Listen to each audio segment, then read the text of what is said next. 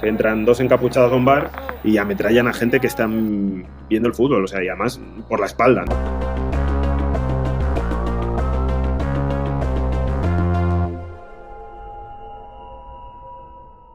¿Qué tal? ¿Cómo estáis? Nosotros traemos capítulo nuevo y es el sexto ya de la segunda temporada. Carlos Torres, ¿cómo estás? ¿Y dónde estás sobre todo? Porque no estás en tu casa, ¿no?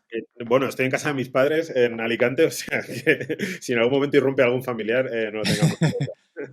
Vamos a charlar durante los próximos minutos acerca de qué es lo que nos ha gustado, qué es lo que nos ha sorprendido, qué es lo que nos ha indignado de este capítulo que es la masacre de la Irlanda-Italia del año 94.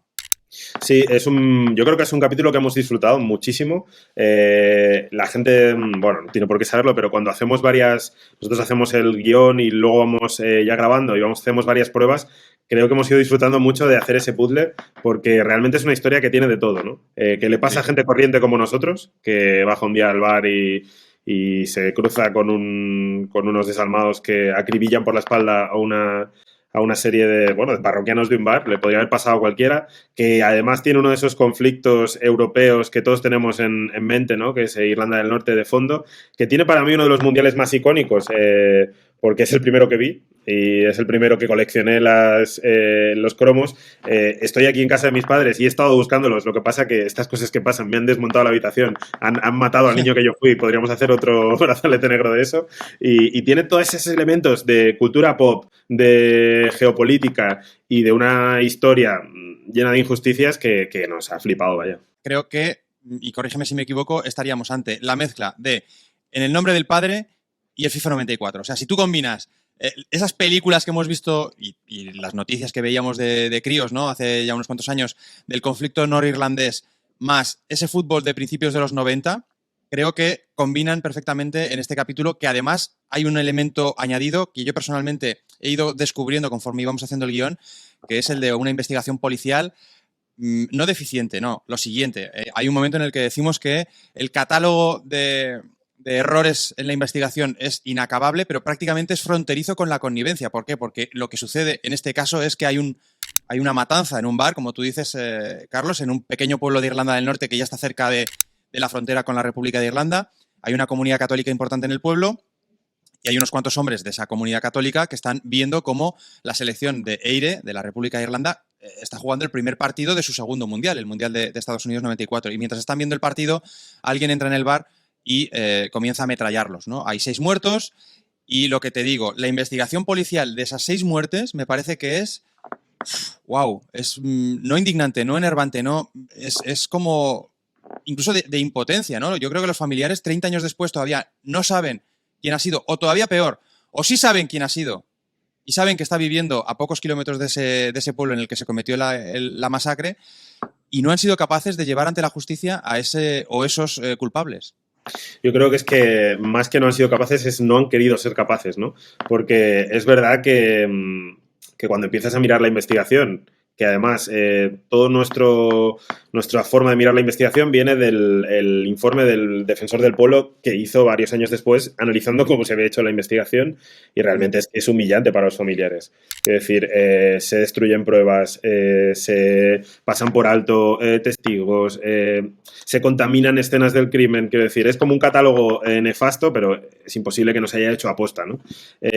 Sí que es verdad lo que tú dices, que tiene esa cosa de en el nombre del padre y el FIFA 94 convergiendo en unos chavales que entonces pues tenían edad de seguramente más de jugar al FIFA 94 que de entender el conflicto norirlandés y que ahora vas redescubriendo que era lo que había detrás de aquel mundial que tú veías donde la mascota era un perro y te lo pasabas muy bien pidiéndole a tus padres que te dejaran trasnochar para ver a Bolivia, ¿no? Jugar, que creo que jugó aquel mundial, sí, si no me equivoco. Sí, no, jugó en el grupo de España. Sí, por eso, que tiene un poco de todo eso, pero a la vez es un caso tremendamente que a mí me ha puesto bastante los pelos de punta por todo lo que tiene en el sentido de empatía hacia las víctimas y esa injusticia, ¿no? De cómo nadie les ha dado una respuesta y es más, le siguen poniendo trabas, porque las últimas noticias son de hace bien poco. Sí, bueno, de hecho, Carlos, una de las cosas que hemos comentado también en nuestro grupo de WhatsApp formado por Carlos Torres y Aitor Lagunas es que ha habido un atentado hace escasas semanas contra un policía no del cuerpo que se encargó de la investigación, y lamentablemente con muchas comillas la palabra investigación, de este atentado, de esta masacre, que es la Royal Ulster Constabulary, la RUC, ese cuerpo policial formado prácticamente de manera íntegra por miembros protestantes, es decir, un cuerpo policial que no era especialmente bien querido, ni respetado, ni en fin, por parte de la comunidad católica. Con el proceso de paz se cambia y un poco lo rebautizan como el servicio de policía de Irlanda del Norte, ¿no? Y un comisario o un policía, un agente de este nuevo servicio de policía de Irlanda del Norte ha sufrido un atentado hace escasamente 2 semanas, precisamente mientras veía a su hijo entrenar en un campo de fútbol. Es decir, que se resiste a pasar, ¿no? También ahora en el conflicto o en el contexto de el Brexit, qué es lo que sucede con la frontera entre Irlanda del Norte y la República de Irlanda, etcétera, etcétera, ¿no? Pero, desde luego, no tiene nada que ver con lo que nosotros mamamos cuando éramos chavales. No sé, Carlos, si podemos hacer también un listado de las referencias culturales que se nos han pasado por la cabeza para hacer este capítulo, porque yo hablaba de En el nombre del padre, pero seguramente hay más películas, hay también grupos musicales. Sin duda, de Cranberries, ¿no? Lo hablábamos el otro día, que nos viene a la mente a todo el mundo cuando pensamos en Irlanda. Yo la verdad es que cuando empezamos a mirar este capítulo también me vino, y no es un referente cultural de entonces, sino es de ahora. Nosotros hemos visto en casa Derry Girls, la serie de Netflix, que es una serie de unas chicas que van a un colegio en la Irlanda del Norte de entonces, previo a los acuerdos de Viernes Santo, y claramente me venía a la mente esa gente, porque los abuelos que salen en esas pelis, en esa serie, perdón, esa gente que está en mitad de la nada quiero decir, en mitad del conflicto, pero sin formar parte de él de una forma activa, sino pues, haciendo la vida como la hacíamos nosotros en el año 96 con las Spice Girls o en el 94 con el FIFA, es a esa gente a la que sufre la masacre de Lokin Island, ¿no? Entonces es como, bueno, hay mucho referente cultural ahí, como tú decías. A mí The Riggles me sirvió para recuperar muchos referentes de aquella época, y ahora somos, bueno, yo soy nacido en el 85, para mí el año 94 es mi gran, quiero decir, es ese año donde uno comulga, ¿no? En los pueblos, pero quiero decir que fue un año de mi primer mundial, mis primeras canciones, las cintas de mi hermano, robárselas. Entonces sí que hay ahí una serie de... Y además luego todos tenemos en mente es que además el partido se jugó en Nueva Jersey, que como bien nos dice un invitado es la ciudad de los Soprano, pero a la vez es partido entre Irlanda e Italia. O sea, es las dos probablemente comunidades inmigrantes más icónicas de Estados Unidos, ¿no? Y que, como tú bien dices, es la Copa Martin Scorsese. The first step along the way for the Republic of Ireland against Italy in this group of the World Cup Finals. Sí, parece que sea el partido de la Martin Scorsese Cup, pero no, es el primer encuentro de la fase de grupos de aquella Copa del Mundo tan icónica, como tú decías, Carlos. Además, una fase de grupos o un grupo en el que comparten no solamente dos de las grandes comunidades migrantes o las dos grandes comunidades migrantes del siglo XX en Estados Unidos, sino también la tercera, que es México. Es decir, están mexicanos, italianos e irlandeses todos en el mismo bombo, junto con Noruega, que pasaba por ahí, ¿no? Una Noruega, por cierto, que es la Noruega de nuestro queridísimo amigo Pal Enger. Pero en los capítulos ya mencionamos aquel mundial. Sí, hay que poner aquí ahora un asterisco y como esto es YouTube, pues no, poner ahí la pestañita o la careta del otro capítulo.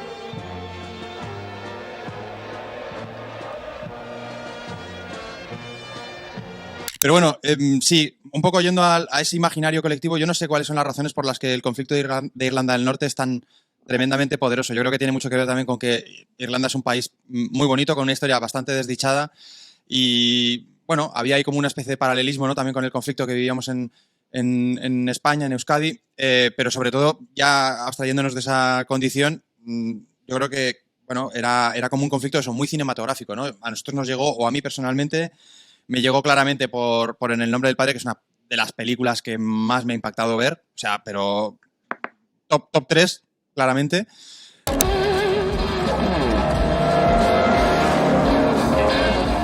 Right, hurry up and tell Mr. Kelly no. Two suspects proceeding back west.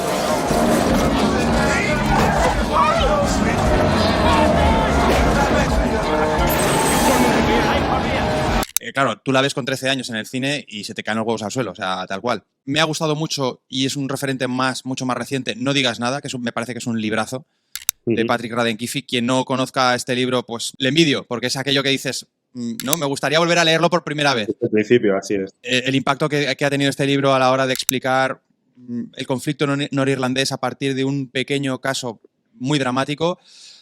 También creo que ha puesto otra vez de nuevo eso, ¿no? Ha traído a la actualidad lo que ha sido un conflicto que afortunadamente parece ya olvidado.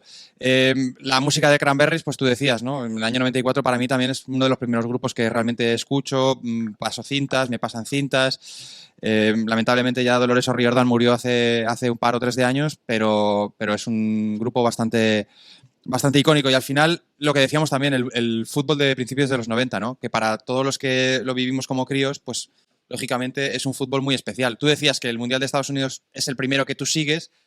El primero que yo sigo realmente es el de Italia 90 y a diferencia de tu caso, Carlos, sí que tengo aquí el álbum, que es el primer Mundial, aquí con los cromos que me faltan, es el primer Mundial en el que participa la República de Irlanda, que hay que decir, la República de Irlanda tiene su selección con jugadores del sur de la isla.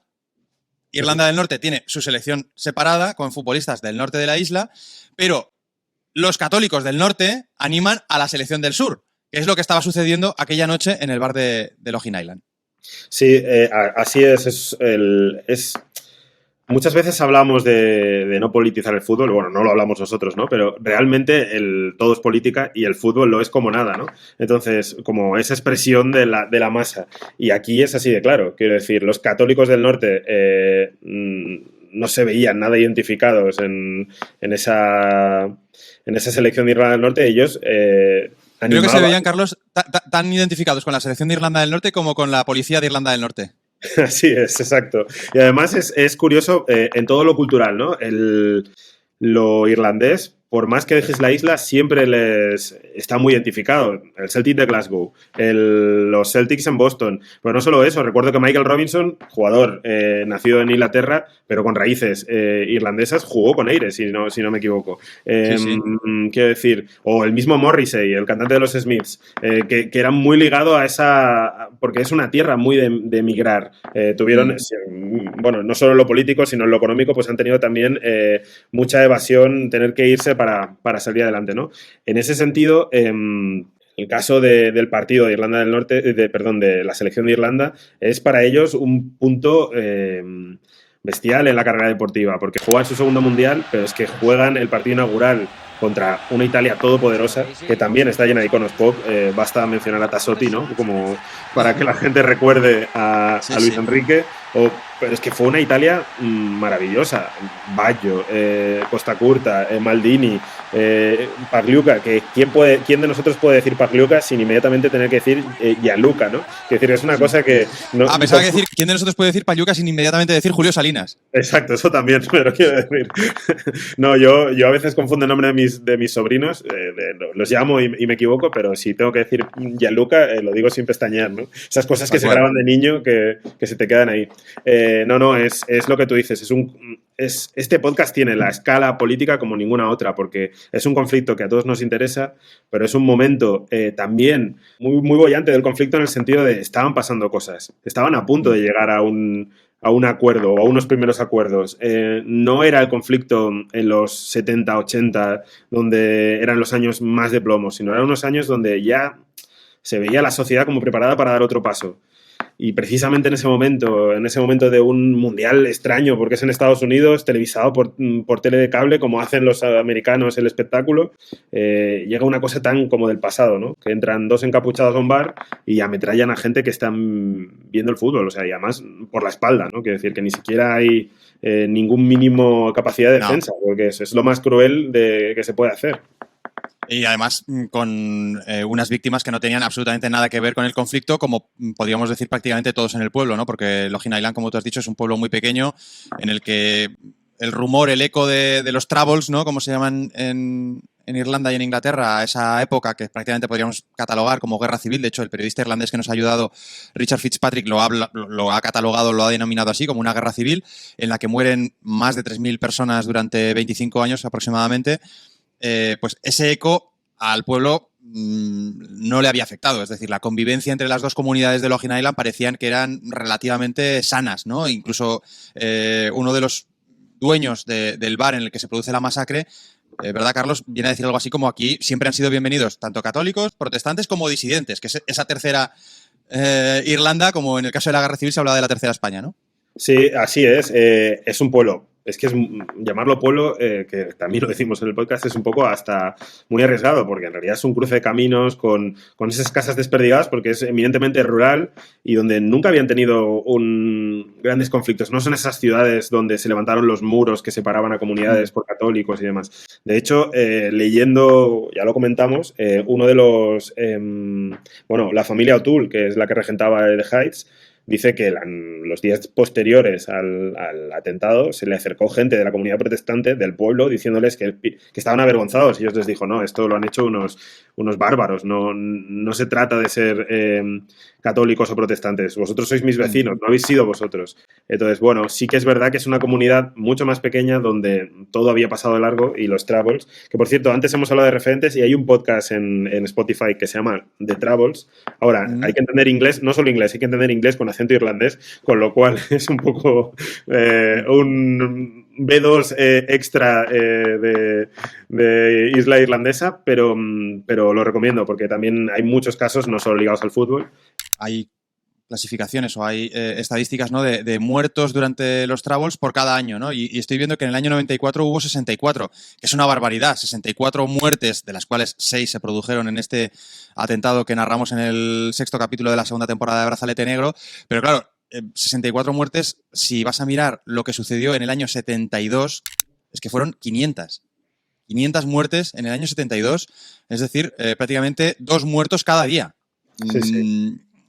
Y eso en el 72, pero es que en el 71 hubo casi 200, en el 73 250, en el 74 300, en el 75... O sea, los años 70 realmente en Irlanda del Norte son años muy, pero que muy duros, y vuelvo a recomendar otra vez el libro de No digas nada, porque precisamente está asentado, ¿no?, en ese periodo de los años 70. Luego, más cosas que quería comentar. A nivel futbolístico, estamos hablando, sí, del primer partido del Mundial de Estados Unidos 94, que juega Irlanda contra Italia, pero se venía, Carlos, de un partido de clasificación, es decir, República de Irlanda, tiene que clasificar en un grupo en el que está también Irlanda del Norte. Es decir, están las dos Irlandas en el mismo grupo, que es el grupo de España.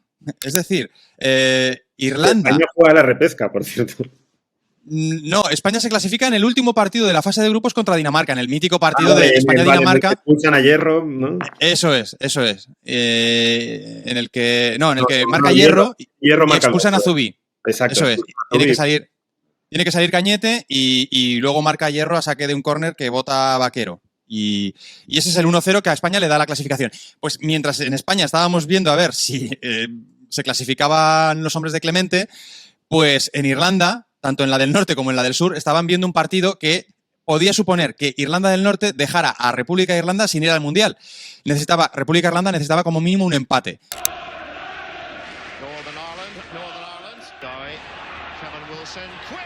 Y empezó ganando Irlanda del Norte en Belfast, 1-0. Imagínate el clima que había en Windsor Park, en el pequeño estadio de Irlanda del Norte, en contra de, y sobre todo a favor de dejar a los vecinos del sur sin el pasaporte para el Mundial. Y al final, un gol de un empate desde fuera del área, desde la frontal, acaba dándole el pasaporte a los hombres de Jackie Charlton.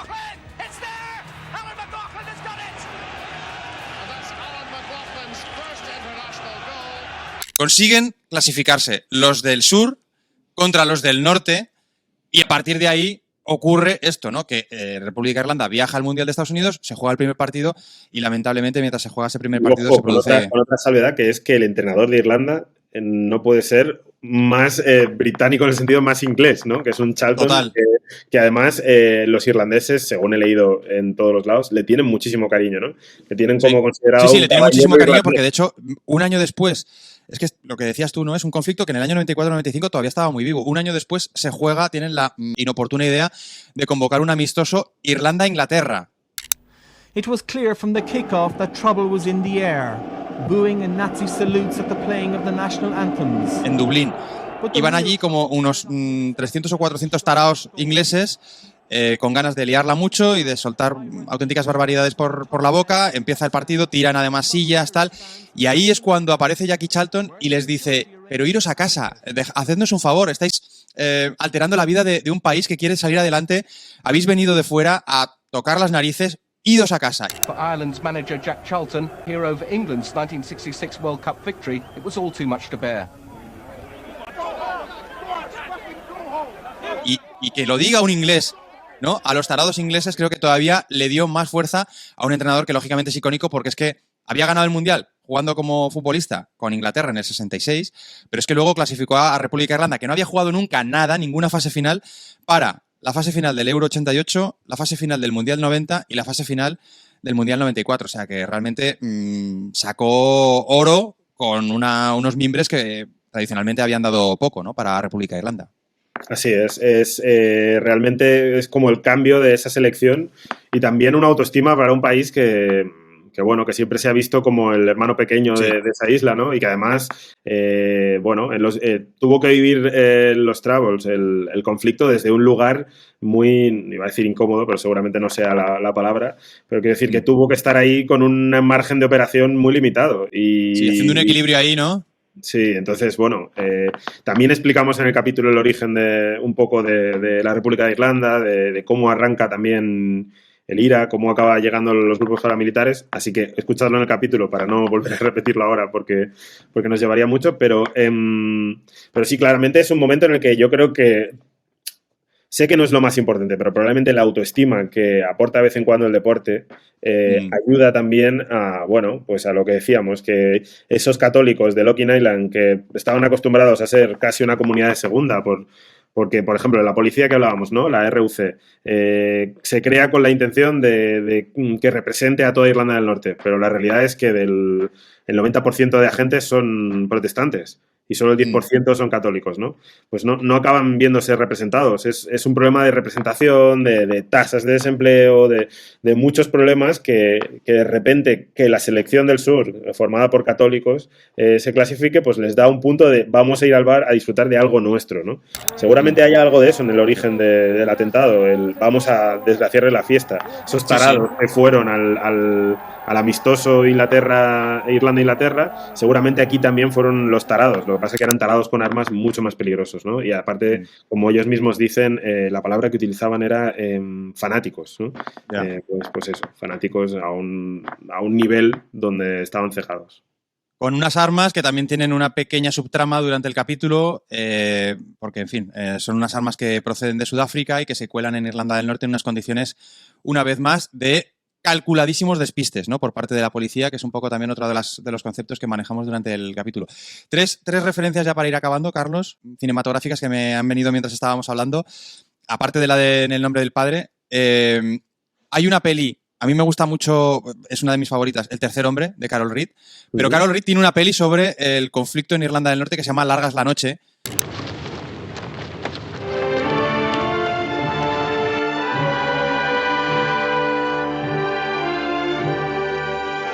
La vi hace poco, además, con James Mason en el papel de un militante del IRA, que habla de cómo está Irlanda, y sobre todo Irlanda del Norte, cómo está el conflicto a mediados de los años 40, es decir, cuando acaba la Segunda Guerra Mundial, que es un momento que también recogemos en el capítulo cuando contamos, en otra de las breves subtramas, porque tampoco podemos aquí hacer un serial, una historia bastante truculenta, que no sé si tú la conocías, que es la del Belfast Celtic.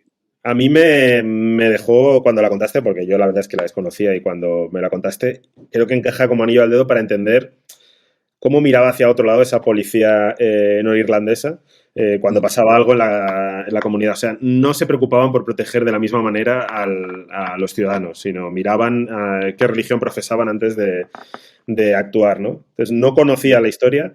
Me han impactado que el club tuviera que desaparecer después de eso, ¿no? Como no quiero hacer spoilers, pero un club que tiene que desaparecer porque ve que nadie le está apoyando. El segundo club con más títulos de Irlanda del Norte, ¿no?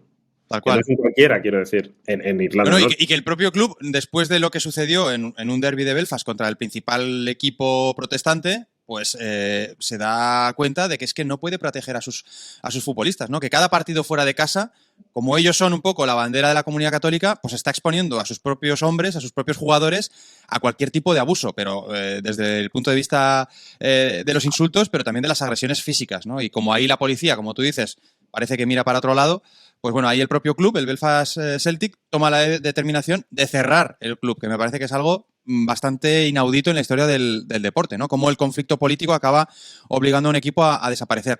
Pues esa es la primera película que te decía, Larga es la noche, del año 46 o 47. La segunda, The Van, la camioneta, del año 96, con el actor irlandés que sale en todas las películas irlandesas, Colm Meaney. O sea, cuando tú piensas en una película irlandesa, tiene que estar este señor. Está en todas. Es como cuando en el Trivial te ponían actor francés y contestando Gerard Depardieu ganabas el Trivial. Correcto, sí, sí. Pues Colm Meaney, no sé cuántos años lleva haciendo películas en Irlanda, pero sale en la camioneta, y además es una peli muy chula en la que se recoge un poco ese subidón anímico por parte de la ciudadanía, ¿no? De la sociedad irlandesa, no durante el Mundial del 94, sino durante el Mundial del 90. O sea, como hay un parado que, oye, toma la decisión de montar una camioneta de fish and chips y ve cómo las ventas aumentan exponencialmente durante el verano, en el que la selección irlandesa, sorprendentemente, pues va ganando partidos y va superando fases en el Mundial de Italia 90. Y la tercera referencia, que es más reciente y la vi también hace poco, es Belfast. Tú decías, ¿no? Esta historia de los irlandeses, incluso irlandeses del norte, que por circunstancias tienen que salir circunstancias sobre todo económicas, tienen que salir de la isla, pero no dejan de sentirse irlandeses. Y hablabas de Van Morrison, de Morrissey, pero podemos hablar también de Kenneth Branagh, que al final también es un tipo de Irlanda del Norte y ha hecho una peli que no está mal, sobre todo para ambientar el momento en el que definitivamente la convivencia se termina de romper, ¿no? Belfast es una película que cuenta como en el verano del 69 hay diferentes chispas que van saltando. Una de ellas la recogemos también en el capítulo, que es la chispa que salta en Derry, en el barrio de Bogside. Y a partir de ese momento se abre, pues lo que estamos diciendo, el periodo de los Troubles, que prácticamente podríamos catalogarlo como una guerra civil no declarada.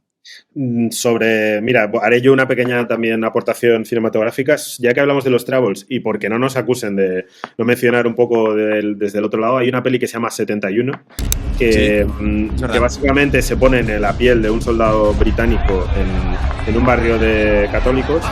Y bueno, está bien también verla. El agobio es importante, viendo esa peli. Exacto, es también ver cómo eran esas calles, cómo eran esos edificios, que creo que, por ejemplo, en el capítulo de Palenger también decíamos que hay una serie de bloques de hormigón que en todas las ciudades son iguales, ¿no? Y allí, desde luego, es un bloque de hormigón que todos tenemos en mente, que en todas nuestras ciudades, en nuestros pueblos, siempre hay algún barrio así, ¿no? Pues sucede allí con un soldado británico que tampoco ha llegado porque tenga muchas ganas de ser el jefe del escuadrón de la muerte, ¿no? No les importas. Solo eres un trozo de carne. No, es que yo creo que sobre todo, aparte del agobio, lo que más te genera esa peli es la empatía hacia quienes tuvieron que verse empujados a un conflicto que no era el suyo realmente, ¿sabes? Oye, Carlos, pues ya hemos dado unas cuantas recomendaciones, ¿no? Sí. Parece el programa de Garci. Exacto. Iba a hacer una más, pero mejor ya para otro día. No, tírala, no te la guardes. No es una recomendación cinematográfica, es del FIFA 94. A mí me marcó, me lo regalaron el día de mi santo, fue bestial. ¿Para qué consola? Yo tenía ordenador, o sea, era jugando con teclado, todo muy de gafapastas, ¿no? Pero, bueno, todo el mundo sabrá que no tenía licencias de nombres de jugadores. Los jugadores eran de nombres inventados, digamos. Yo pensaba que eran inventados. Y eran bastante divertido, ¿no? Aquello, yo jugaba con mi hermano, hacías el truco de ponerte delante del portero. Pero recuerdo que yo jugaba siempre con Italia, que tiene que ver con este capítulo. Y había un delantero que se llamaba Joy de la Savia. Y me gustaba mucho, tenía muy pocos años, me gustaba Joy de la Savia, siempre. Tiempo después me enteré que los programadores del juego, los creadores, habían puesto sus nombres a los jugadores. Hostia. Y Joy de la Savia era uno de los programadores, uno de los jefes de diseño del juego, que mientras estaba preparando el FIFA 95 tuvo un accidente y murió. Entonces era como a mí me quedó como cuando lo leí la historia hace poco, pensé que era un microbrazalete porque era el creador del FIFA 94, le pone su nombre al jugador que más me gustaba y cuando leo sobre él descubro que se murió el año siguiente y no le pusieron su nombre nunca más. Es una historia de el bajón que te ha dado el brazalete negro, ¿no? Pero es una historia de detrás de esos nombres estaba la gente que creó una de las licencias de juego que más nos gustó a los que jugábamos a juegos de fútbol entonces. Al final, esto básicamente era charlar sobre qué es lo que nos había dejado hacer este capítulo, investigar sobre este caso y luego también pues estas setas que se nos han ido ocurriendo acerca de, bueno, otros productos culturales que probablemente inconscientemente las hemos tenido también, ¿no?, en la parte posterior del cráneo mientras hacíamos este guión. Así es. Esperamos que lo disfruten porque la verdad es que nosotros los disfrutamos mucho haciéndolos. Sí, la verdad que este de Irlanda del Norte ha molado mucho hacerlo. Así que nada, si no lo habéis hecho todavía, suscribíos a este canal y sobre todo suscribíos al podcast para estar un poco al tanto de los casos que ya no quedan tantos en esta segunda temporada. Hemos superado el sexto o hemos entregado el sexto, con lo cual yo creo que son 5, ¿no?, los que nos quedan por delante, pues ya hemos superado la mitad de la temporada. Eso es. Así que ir poniendo las pilas con los antiguos también. Venga, Carlos, nos vamos viendo. Hasta luego. Chao.